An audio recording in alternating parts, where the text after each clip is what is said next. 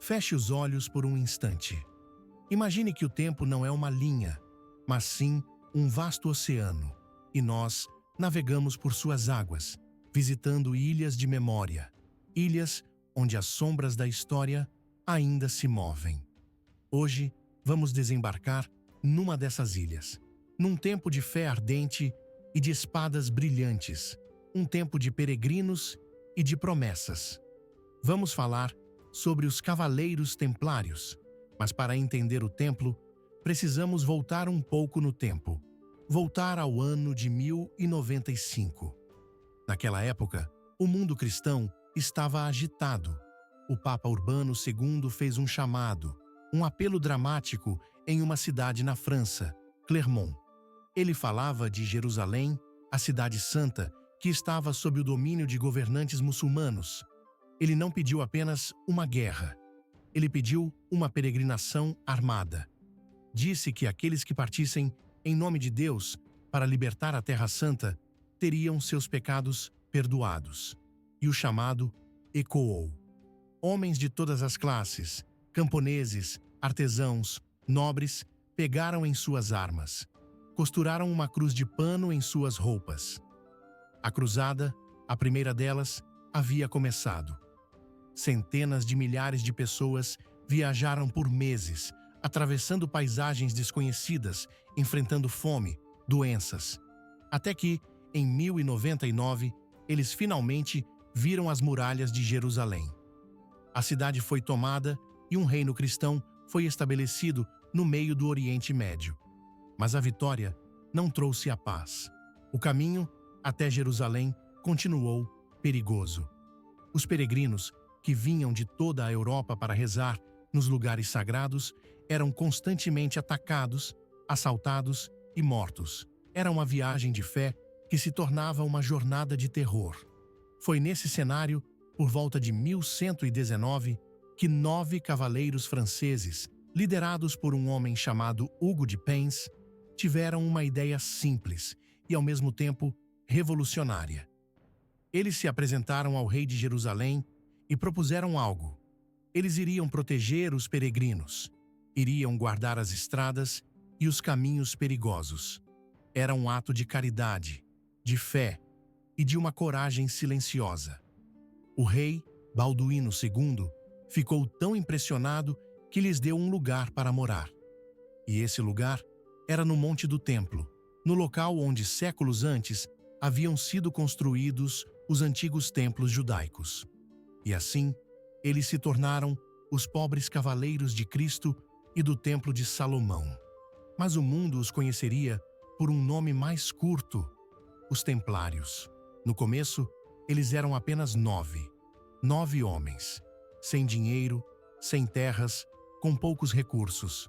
Eram tão pobres que em seu selo eles escolheram uma imagem que se tornaria icônica: 2 cavaleiros montados em um único cavalo. Simbolizava sua pobreza e a sua fraternidade. Para se ter uma ideia, a ordem funcionava de forma diferente da maioria das ordens religiosas da época. Eles eram monges, mas também eram guerreiros. Eles faziam votos de pobreza, castidade e obediência.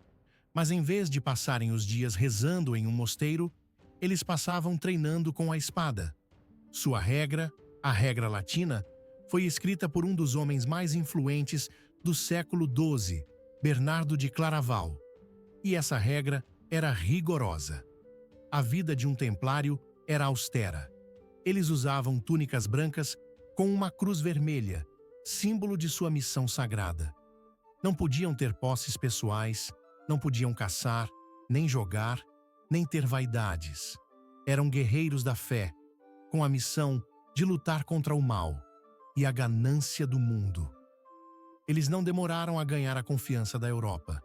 A partir de 1129, com o Concílio de Troyes, a ordem foi formalmente reconhecida. A fama de sua bravura se espalhou como um incêndio.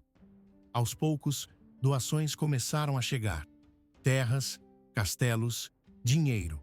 A ordem se transformou de um grupo de 9 homens pobres em um império de riqueza e poder. Mas como? Bem, eles eram mais do que simples guerreiros. Eles eram administradores geniais.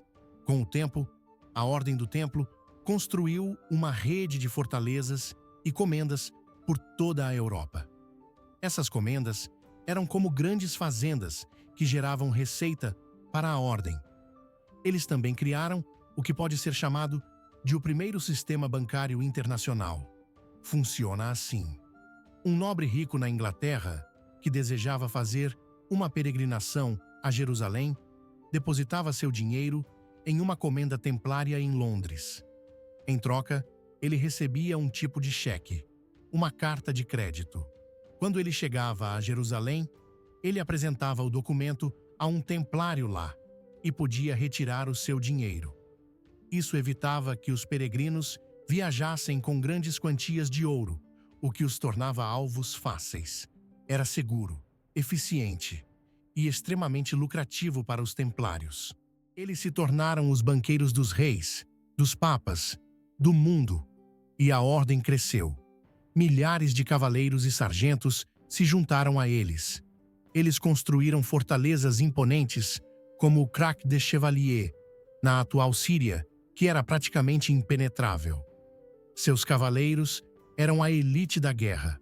A disciplina, o treinamento e a coragem dos templários eram lendários. Eles sempre lutavam na vanguarda, na frente de batalha, e nunca recuavam, a menos que as ordens do grão-mestre fossem explícitas. Uma de suas batalhas mais famosas, ou talvez mais trágicas, aconteceu em 1187, a Batalha de Hattin. Os exércitos cristãos marcharam, exaustos e sedentos, para enfrentar as forças de Saladino, o sultão do Egito e da Síria. Era um calor sufocante. A Ordem do Templo estava lá, na linha de frente. A batalha foi um massacre. O exército cristão foi aniquilado. E Saladino, em um ato de grande astúcia militar e piedade, capturou o rei cristão. Mas os templários e os hospitalários, uma ordem rival, foram mortos sem piedade. Eles eram a elite da guerra.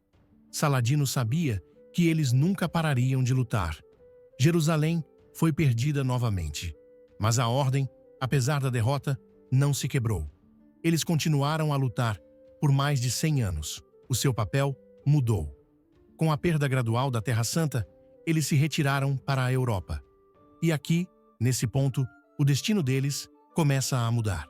A ordem era rica, muito rica. Eles possuíam terras, castelos e uma influência que assustava. E o rei da França na época, Filipe IV, o Belo, estava em uma situação desesperadora. Ele estava endividado, precisava de dinheiro. E a Ordem do Templo tinha muito. Ele os queria, mas não podia simplesmente tomá-los. Precisava de uma desculpa.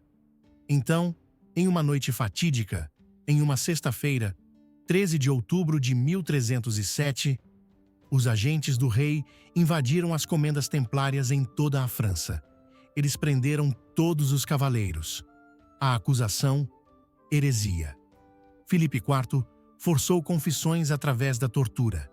Ele acusou os templários de negar Cristo, de cuspir na cruz, de praticar idolatria a um ídolo chamado Baphomet. Coisas absurdas que não tinham qualquer base. O Papa, Clemente V, inicialmente, resistiu. Mas ele estava sob a pressão do rei. A ordem era leal ao Papa, não ao rei da França. E Filipe queria esmagá-los. A ordem foi dissolvida em 1312 e o último grão-mestre, Jacques de Molay, foi queimado vivo na fogueira em Paris em 1314. Ele, diz a lenda, amaldiçoou o rei e o Papa no momento de sua morte. E o destino parece ter ouvido. O Papa Clemente V e o rei Filipe IV morreram naquele mesmo ano. A história dos Templários é complexa. De nobres guerreiros de Cristo, eles se tornaram vítimas de um rei ganancioso e de um mundo que não os compreendia mais. Sua lenda, no entanto, nunca morreu. A Cruz Vermelha continua a evocar mistério, bravura e uma tragédia esquecida no tempo. Agora, sinta-se à vontade.